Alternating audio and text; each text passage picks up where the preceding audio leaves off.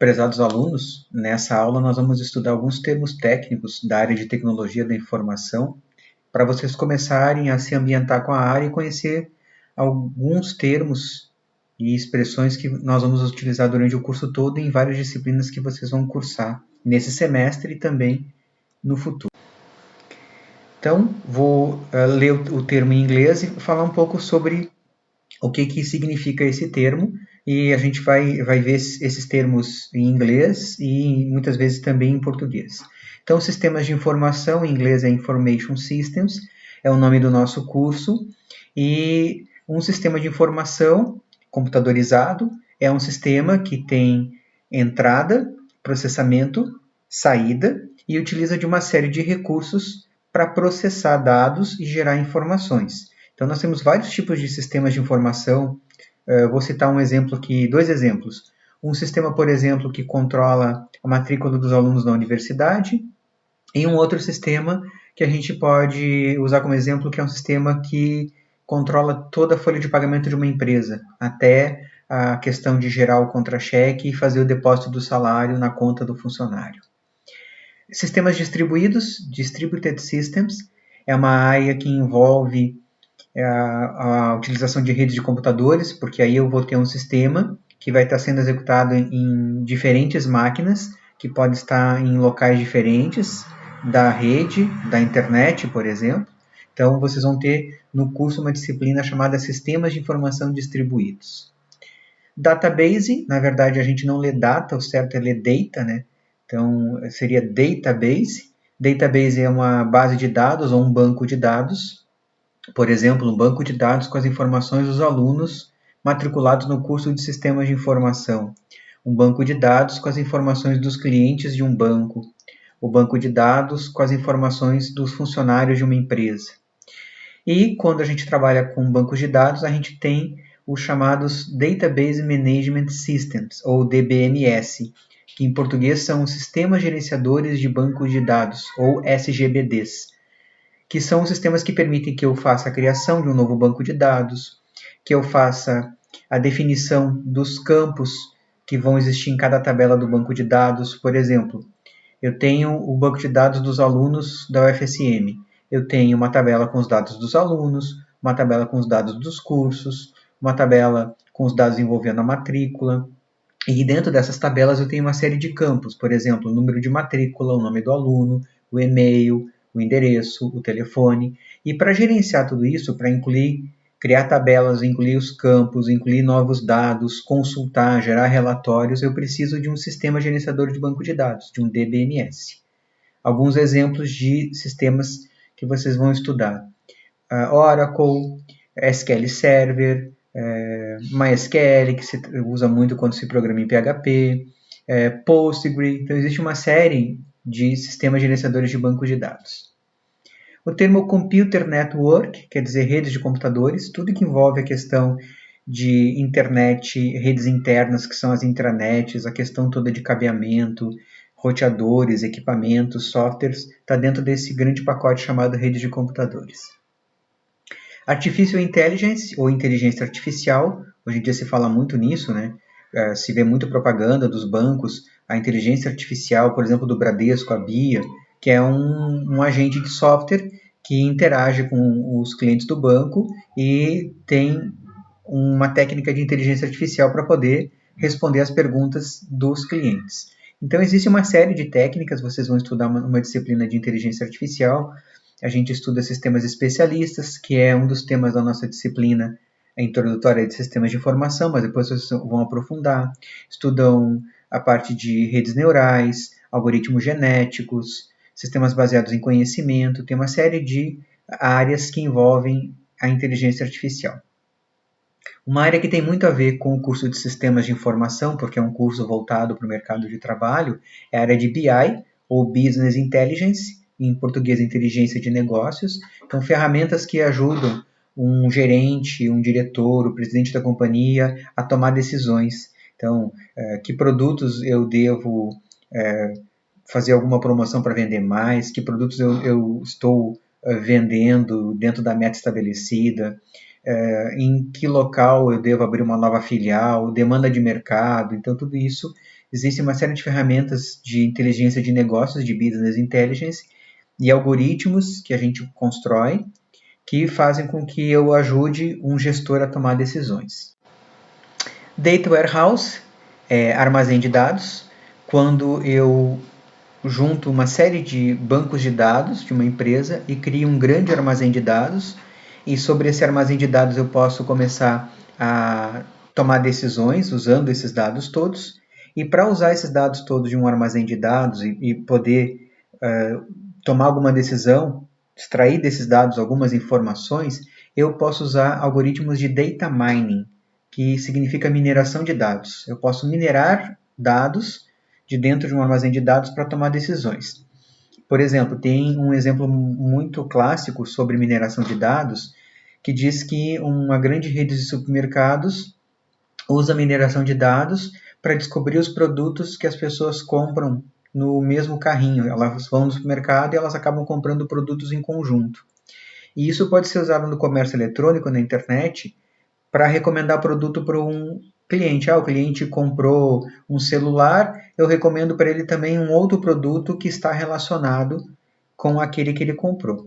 Essa recomendação pode ser mais baseada numa análise de quem está acostumado a fazer as vendas, as pessoas que conhecem os produtos que tem para vender, o que poderia ser vendido junto, ou pode ser através da mineração de dados, tentando descobrir dentro dos dados da empresa que tipo de produtos as pessoas compraram juntos no mesmo carrinho de compras.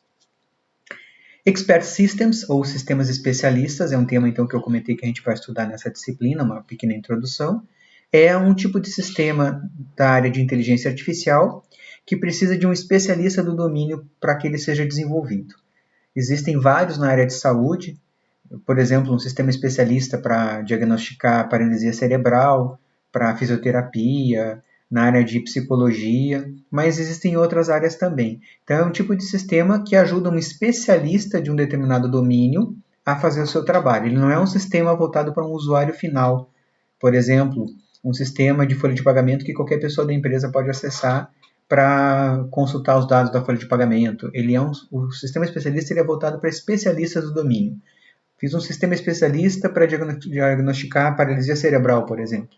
Ele é voltado para pessoas da área de saúde que entendem do tema de paralisia cerebral para ajudar essas pessoas a fazer um diagnóstico.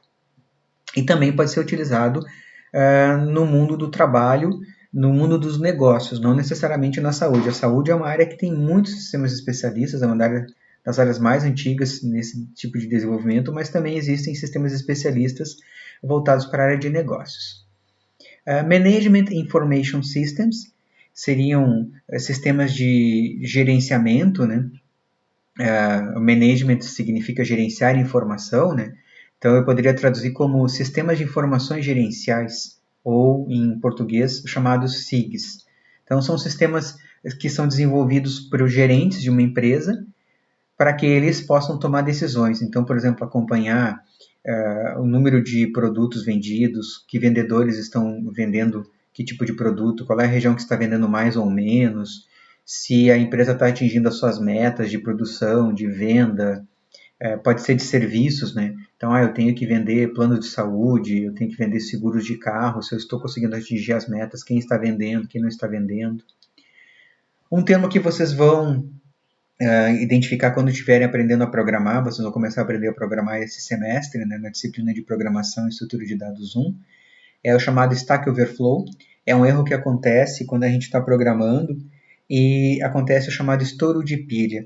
Quando a gente cria, por exemplo, vocês vão estudar loops, que são laços na programação, se a gente cria um laço que nunca termina, ou quando a gente faz uma recursão, que é uma coisa que vocês vão estudar mais adiante, é quando a gente comete algum erro e a gente estoura a pilha, ou seja, eu estouro a memória. Em algum momento, eu como programador cometo um erro e o programa não para a sua execução até que eu estoure, cause um overflow nessa área de memória chamada pilha, né? Dá um stack overflow e o meu programa vai parar a execução. Exception, ou exceção em português, vocês vão ver que as linguagens de programação mais modernas, elas têm uma coisa chamada tratamento de exceções. Algumas linguagens mais antigas não têm. Por exemplo, Java é uma linguagem de programação que vocês vão estudar que tem tratamento de exceções. O que é tratar uma exceção? É tentar não necessariamente corrigir um erro, mas identificar um erro que poderia parar a execução do programa e tentar mostrar para o usuário uma mensagem de erro ou tentar corrigir o erro. Por exemplo, eu poderia tentar descobrir uma exceção de Stack Overflow. Se a pilha estourar, o que eu faço? Ao invés de parar a execução do programa, eu poderia mostrar uma mensagem para o meu usuário de que alguma coisa deu errado. E existe uma série de erros que podem ser tratados, né? Exceções que podem ser tratadas. É como se eu estivesse fazendo a chamada mitigação de erros, né? Estou tentando resolver problemas antes que eles aconteçam. Developer é um nome mais moderno, que seria desenvolvedor. Antigamente a gente chamava de programador de software, programador de sistemas. Hoje em dia a gente fala desenvolvedor de sistemas. Então, em inglês o nome é developer. O curso de sistemas de informação forma profissionais que vão atuar como analista de sistemas, engenheiros de software, analistas de redes de computadores, gerentes de suporte, gerentes de projetos e também desenvolvedores de sistemas. O termo browser é um termo que vocês devem estar bastante acostumados a utilizar, né? É o software que eu utilizo para acessar a internet por meio do protocolo HTTP, Hypertext Transfer Protocol.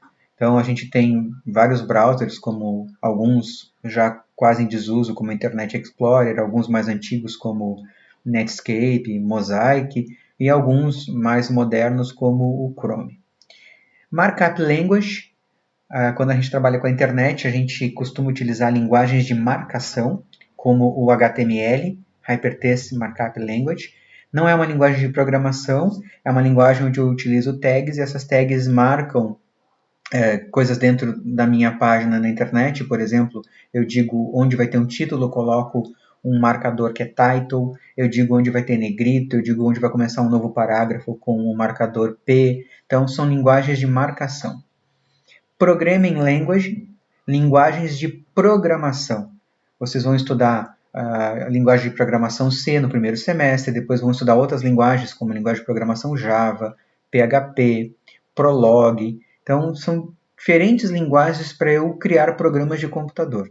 Existem mais de 600 linguagens de programação no mundo todo, algumas com propósitos bem específicos, por exemplo, uma linguagem de programação específica para criar jogos, linguagens de programação específicas para a realidade virtual, e algumas de uso mais geral, C, Java, Object Pascal, que é a linguagem que se usa no ambiente Delphi, e assim por diante. Information Technology, tecnologia da informação, é um termo bem amplo, né, que une uma série de áreas da informática, né? Então quase tudo está ali dentro, né? Redes de computadores, inteligência artificial, hardware, software, está tudo dentro desse termo bem grande que é Information Technology ou tecnologia da informação.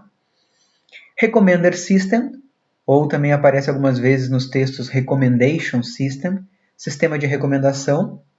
É uma área bem interessante, principalmente no comércio eletrônico.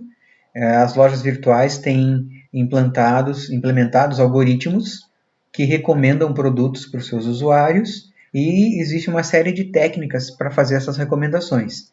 Então pode ser uma recomendação mais simples, que um analista de negócios decidiu que produto deve recomendar, ou pode ser uma recomendação mais complexa, que é determinada por algum algoritmo, que vocês também vão estudar durante o curso.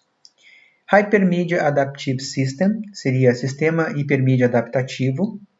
Hipermídia significa a junção da multimídia, multimeios, som, imagem, vídeo, animação, gráficos, mais a ideia de hipertexto, que tem a ver com textos que têm hiperlinks, links para outros textos, que é o que a gente costuma utilizar na internet. E eu tenho um sistema adaptativo.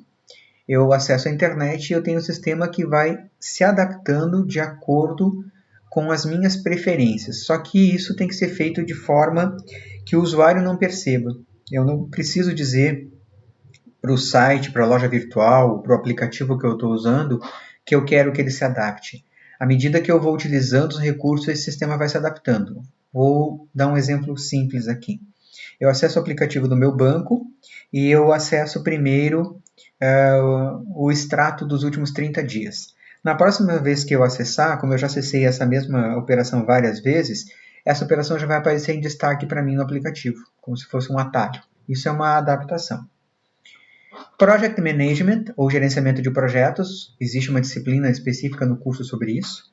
Então, eu posso ser um gerente de projetos, eu vou acompanhar toda uma equipe de desenvolvimento, de engenheiros de software, analistas de sistemas, desenvolvedores, testadores, para desenvolver um projeto. Pode ser um novo projeto, pode ser um novo módulo de um sistema que já existe, pode ser um projeto que envolve um setor da empresa onde eu trabalho, e eu vou gerenciar todos os recursos desse projeto, as pessoas, os recursos financeiros, as ferramentas de hardware e software que vão ter que ser utilizadas. E eu, como gerente do projeto, vou ser o responsável para que esse projeto chegue ao final com sucesso, ou seja, que eu consiga entregar para o meu cliente, seja ele externo ou interno dentro da minha própria empresa, os resultados que ele está esperando desse projeto. Hypertext quer dizer hipertexto. A ideia de hipertexto não significa um texto grande. Hipertexto é um texto que tem uma série de hiperlinks, ou hyperlinks, que hoje em dia a gente conhece mais só como links. Então, é um texto onde eu tenho uma série de marcações, links, que me levam para outros textos que podem estar no mesmo servidor ou pode estar em outros locais da internet. Essa é a ideia do hipertexto. Data Structure, vocês vão estudar durante o curso uma série de estruturas de dados. Então, seriam formas de organizar dados. A gente começa no primeiro semestre com estruturas de dados fundamentais, como matrizes de uma dimensão, que a gente conhece como vetores, matrizes de 2 dimensões, a gente estuda arquivos, depois a gente estuda filas, pilhas, árvores, grafos. Vocês vão estudar durante o curso uma série de estruturas de dados, formas de organizar os dados. Computer Science, quer dizer ciência da computação. O termo ciência da computação ele é um pouquinho diferente de sistemas de informação, né? Até porque o curso de sistemas de informação ele é um curso mais voltado para o mercado de trabalho, para formar profissionais que vão desenvolver sistemas, que vão gerenciar projetos. E o curso de ciência da computação ele é um curso mais voltado para pesquisa, onde a gente vai desenvolver novos algoritmos, vai estudar mais a fundo as questões da computação, não só voltada para o mercado de trabalho. O termo thread quer dizer fluxo de execução. Quando a gente trabalha com programação concorrente, em Java, por exemplo, existe esse termo chamado thread.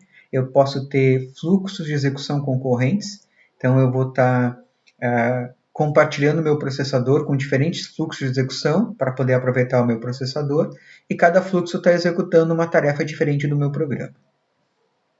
Library é o conceito de biblioteca.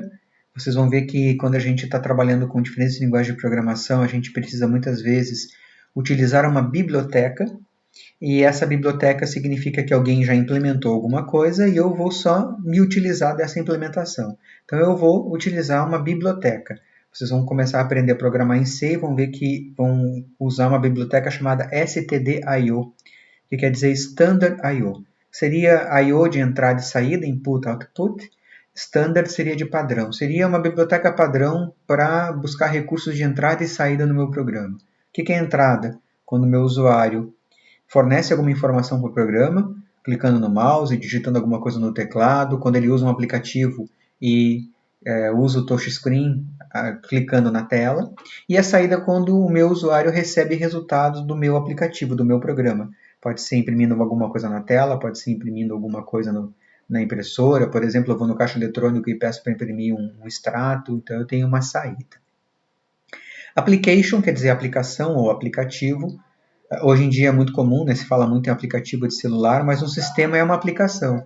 Hoje em dia ficou um termo mais popular com a questão dos celulares, né? Os diferentes aplicativos, aplicações que eu tenho no meu celular. Keyboard é o teclado, então se fala muito em teclado quando a gente trabalha com a questão de entrada. Central Process Unit, ou CPU, em português é a nossa unidade central de processamento, né?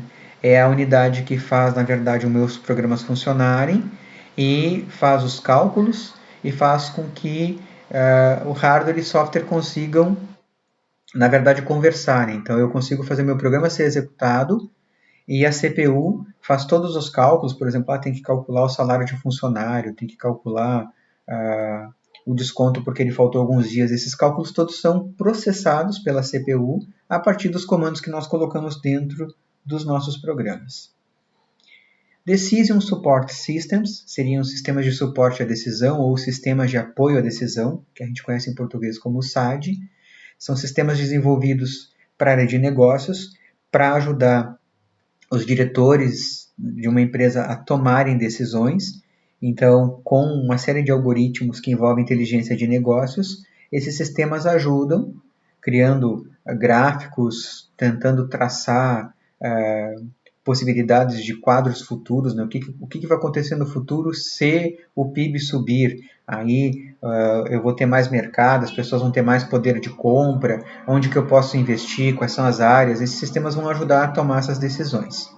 Claro que isso tudo não é mágica, né? Alguém implementa esse algoritmo, alguém coloca lá dentro o conhecimento para que o sistema possa ajudar alguém a tomar decisões. Electronic Commerce, comércio eletrônico, tudo que tem a ver com as lojas virtuais que a gente está acostumado a ver, pode ser tanto no site web ou pode ser no aplicativo, né? E hoje existe uma série de lojas virtuais, ainda mais agora nesses tempos todos do isolamento social devido à pandemia, essas lojas virtuais todas tiveram muito mais força. Malware é um software mal intencionado, que é um software que visa prejudicar o usuário, tentando coletar alguma informação. Então eu instalo um software, dentro desse software tem lá escondido um malware. E esse malware, que é um software mal intencionado, vai tentar descobrir alguma informação que eu tenho, vai tentar de alguma forma prejudicar a pessoa que instalou esse software sem saber que estava instalando. Isso tem muito a ver com a questão também de hacker, coisas que vocês vão estudar na área de segurança de sistemas. Password é uma senha, então é muito comum, né, quando a gente precisa acessar o portal do aluno, por exemplo, ou vai acessar o Moodle, eu tenho que colocar meu número de matrícula e a minha senha para fazer o acesso. Client-server é um tipo de arquitetura que se usa em redes de computadores, cliente-servidor. Eu sou o cliente, por exemplo, eu usuário, e eu acesso um servidor. Eu acesso o site da UFSM, www.ufsm.br. Eu, no meu computador, no meu celular, sou um cliente e esse site está hospedado num servidor da UFSM e eu acesso, então, nesse protocolo cliente-servidor. Algoritmo quer dizer algoritmo. Quando a gente aprende a programar, vocês vão começar a estudar programação, para quem ainda não programa, né? Muitos de vocês, às vezes, já vêm oriundos de cursos técnicos de informática, já aprenderam a programar, mas muitos de vocês nunca tiveram contato com essa área e vão começar a estudar os chamados algoritmos. Algoritmo é uma série de passos para resolver um problema. A gente primeiro estuda o algoritmo, a série de passos para resolver um problema, e depois codifica esse algoritmo utilizando uma linguagem de programação e cria um código-fonte.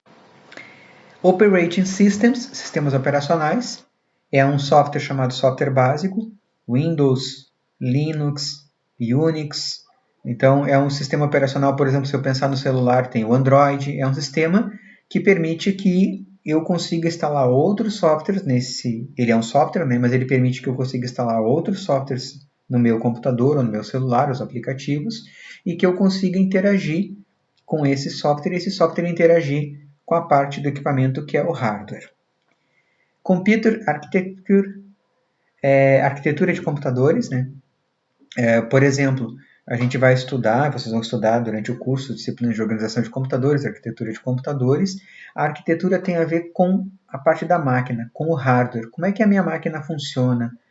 A memória, o processador, quando ela acessa um periférico de entrada como o teclado, quando acessa um periférico de saída como a impressora, quando acessa o periférico de saída que é a tela para mostrar uma resposta. Isso tudo tem a ver com a arquitetura do meu computador, que não tem a ver com a parte estética, com a parte interna. Software Engineering, engenharia de software. Hoje em dia existe a profissão engenheiro de software e também existem cursos de bacharelado em engenharia de software. Nós temos 2 disciplinas de engenharia de software no curso, onde vocês vão estudar técnicas e ferramentas para modelar um software e a partir desse modelo um programador vai programar esse software. Então a engenharia de software utiliza muitos diagramas, não é programação. Eu crio um diagrama, uma estrutura, e depois alguém que programa pode pegar esse diagrama e entender como fazer. É como se eu estivesse criando a planta de uma casa e depois o mestre de obras vai pegar essa planta, né? O engenheiro criou a planta, o mestre de obras pega essa planta e vai construir a casa. Read Only Memory, memória somente leitura, e nós temos também o Random Access Memory, a memória de acesso aleatório ou randômico. A memória Read Only Memory a gente conhece como ROM, e a Random Access Memory a gente conhece como RAM.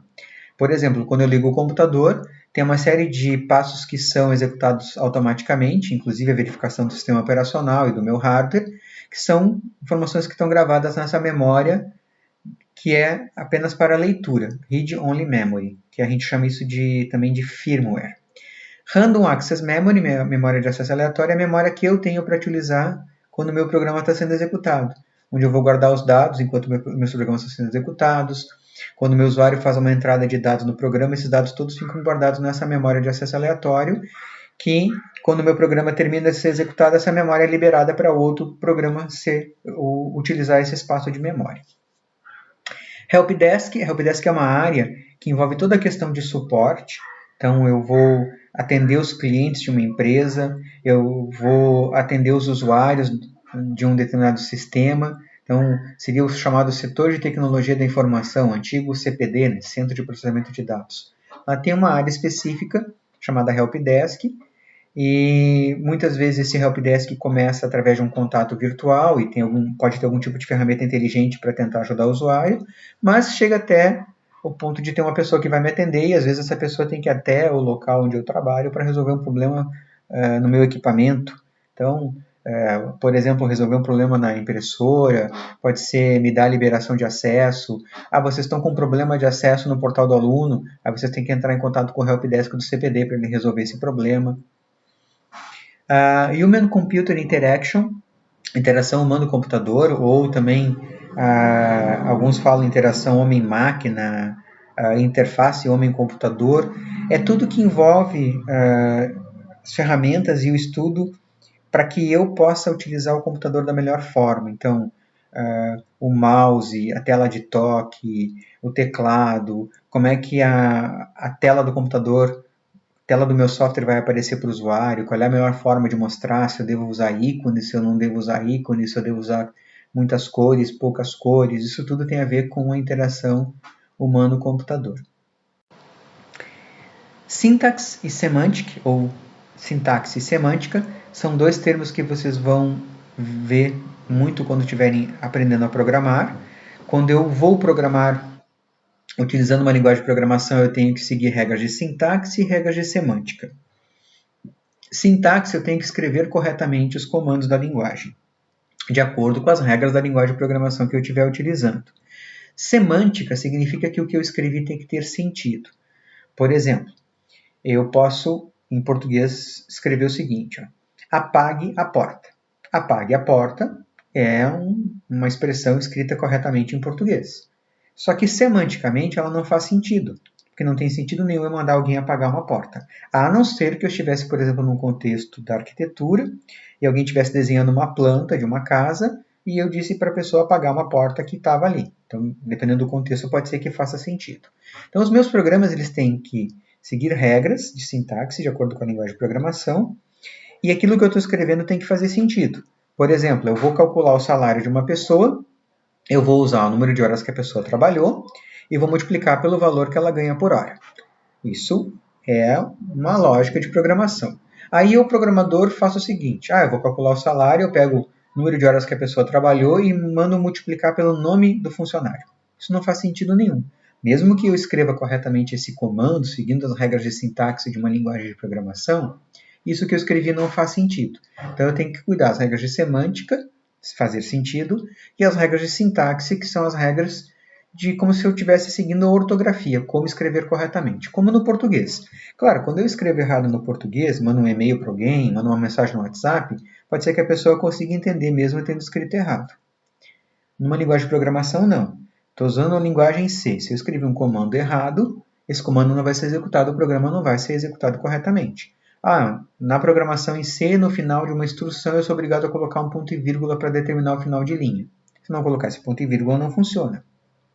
Se eu programar em Python, por exemplo, Python não precisa do ponto e vírgula. Se eu colocar o ponto e vírgula, é um erro de sintaxe. Então eu tenho que aprender a sintaxe. Quando vocês aprendem lógica de programação, que vocês aprendem a programar, a gente aprende a programar para programar em qualquer linguagem.